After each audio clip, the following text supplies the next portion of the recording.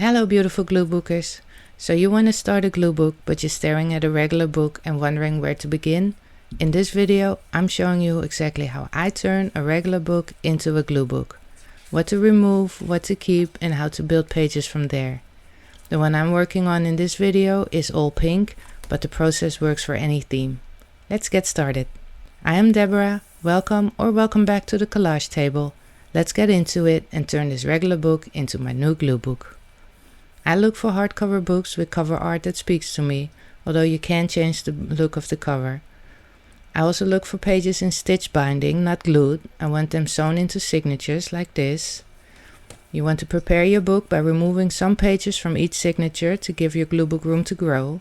If you remove pages from the center of a signature, it's very clear which ones you're taking out. But with a book like this, if there's certain pages you want to keep, you got to pay attention, because if you remove, like, let's say this page, then this page comes loose too, because they're attached. They're like one big page in a signature, if that makes sense. I don't have an exact calculation of how many pages to remove. It all depends on the thickness of the paper and amount of pages and what you want to glue in there eventually. I kind of eyeball it. I do like a big chunky book, but I also don't want the spine to break. So the basics. A glue book is basically a visual journal where you glue stuff, mostly paper bits and pieces, magazine images, postcards, scraps, those type of things. It's simple, it's fun, and it's one of the ways how I've been making art for decades. Just paper, glue, and whatever sparks your fancy.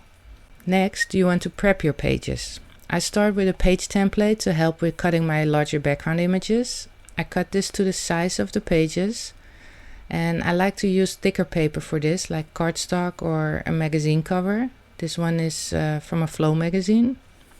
So what I do is I use this, if I have something like this is a piece of wrapping paper that I want to use, let's say as a background piece for this spread.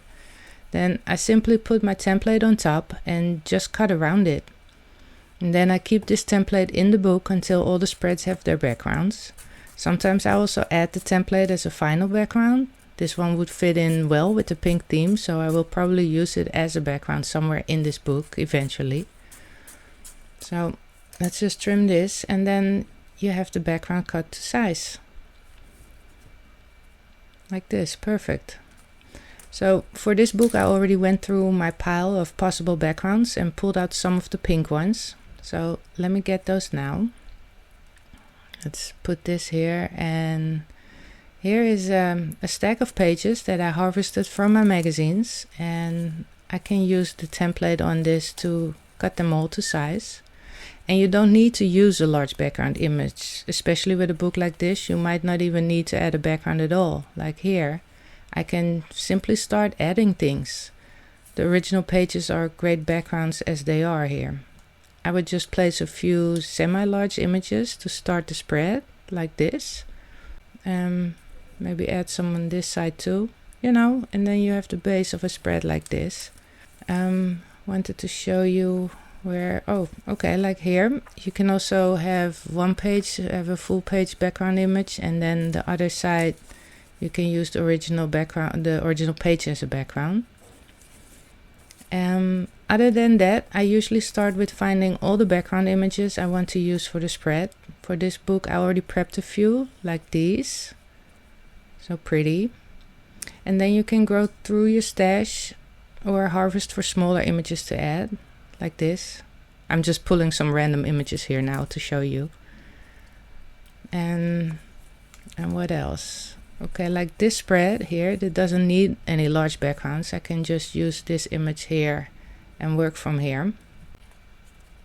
Here I want to add this page on the left to cover the photo, and on the right I just want to cover the top half. So let's see if I have something large but not that large. I can maybe cut that or use this.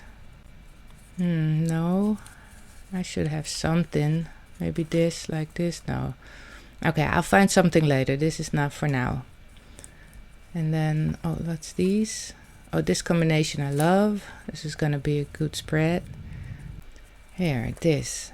This book has so many pages that I can use as backgrounds already, but not all books are like this. So I now have some backgrounds pulled and prepped already, still plenty to go in this book, but let's see if we can build an entire spread from scratch. Maybe use this one as a background for the left, and then I will go through my stash of pink background pages to find one that matches the vibe in some sort of way, putting them side by side. This is pretty.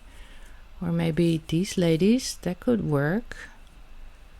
But let's see what else we have. This is a little small, although I could fill it in with some washi or something. This is nice, but I think maybe a little busy. Maybe this. No, this one. This is it. I think this is really pretty and perfect to go next to this one. Okay, so here's where I pull out the template and cut around it. You know, using this template just speeds things up a little bit. I'm never super precise with my glue books. I don't see the need. I want this to be easy and fun. I do keep these strips of paper because they're too pretty and I can use them in so many ways still. I have a wicker sewing basket under my desk where I throw in the pretty paper scraps. Okay, let's cut the other side too. When the page has an image like this here, you will have to take a second to decide where you want to cut it exactly. What you want on the page and what can go. So here I have to decide between the decorative balls or the drinking glasses, and I think I go with the glasses. So this is how I put the template and cut around it. It's really easy. It's, you know, not rocket science or brain surgery. We're glue booking here. Okay, let's trim this little bit off. And then there you go.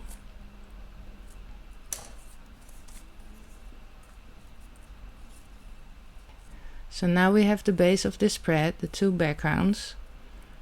Let's get all this out of the way real quick. And these. Okay, so we have the background picked out for the spread. And then let's see if I can find, yes. I was looking for, yeah, this page. This image does not cover the entire page, but I like how it looks with like the green border. I just wanted to put that in there before I forgot. Okay, so far for the larger background images. We picked out the book, we removed some pages and picked out most of the backgrounds. Now it's time to harvest images to use.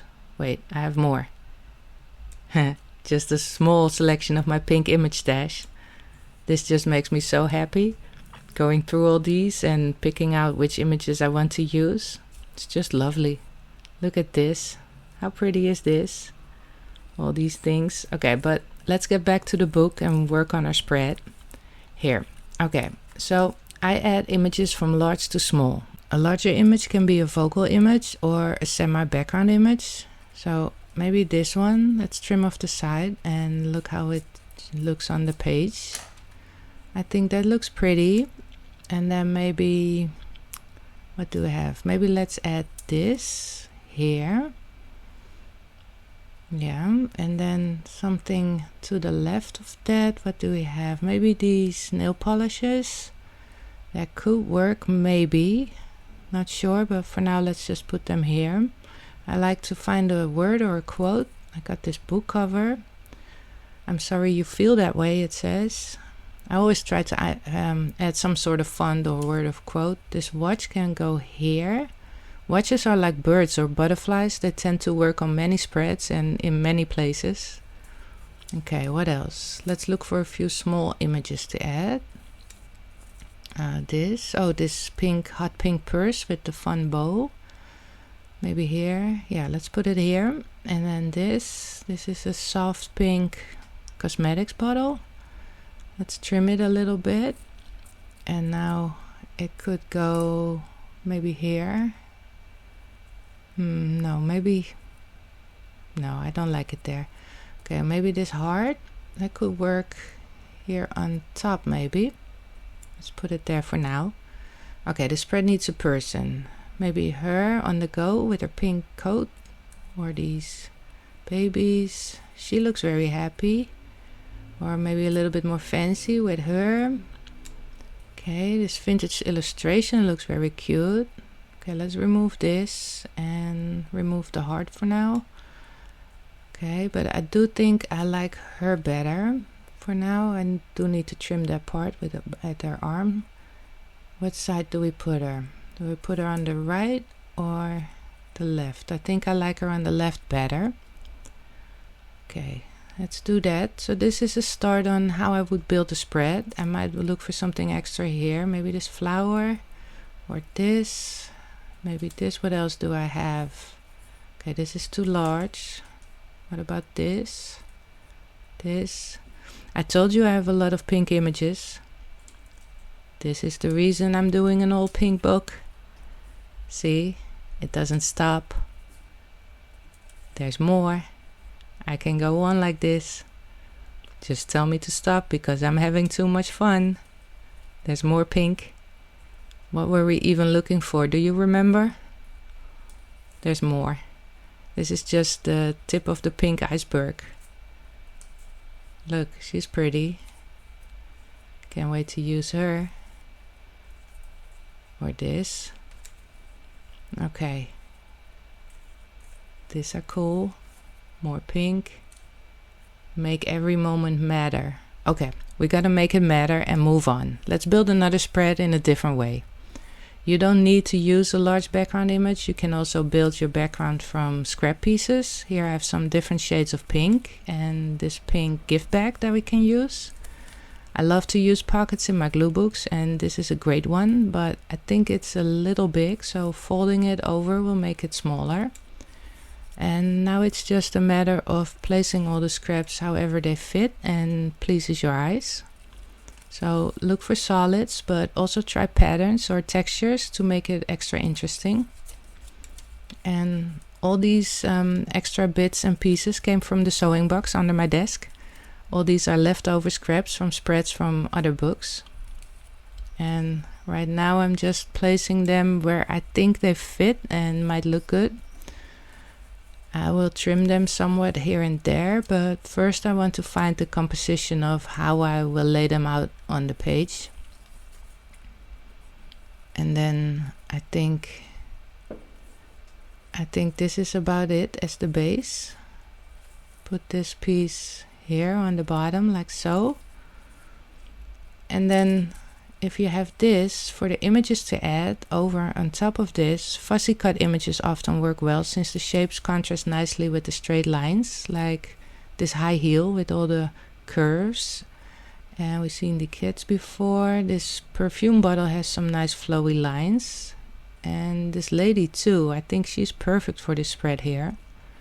But also you can use square or rectangle images on a background like this, like these flamingos. They're not fussy cut. So the gift bag envelope needs something. This museum bookmark is from an exposition I went to all about desserts. That was lovely. It's perfect. Okay, move all this, make some space so I can put the clippings to the side while I'll glue on the background bits. Okay, so they're all glued on now. Let's put the bookmark back in the pocket. And I would like to add some washi tape. But which one? I think maybe this. No. One of these. That could work. Or this one. Yes, pretty. Okay.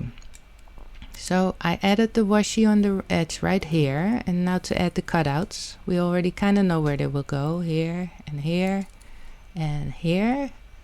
And oh, don't forget about the flamingos. There. We want to add them and the babies.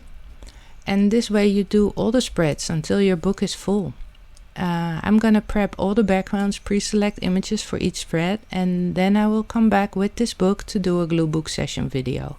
For now, thank you so much for watching. I hope you have a fabulous rest of your day. And if you haven't already, please like and subscribe to follow how this pink glue book comes along. Till next time, bye!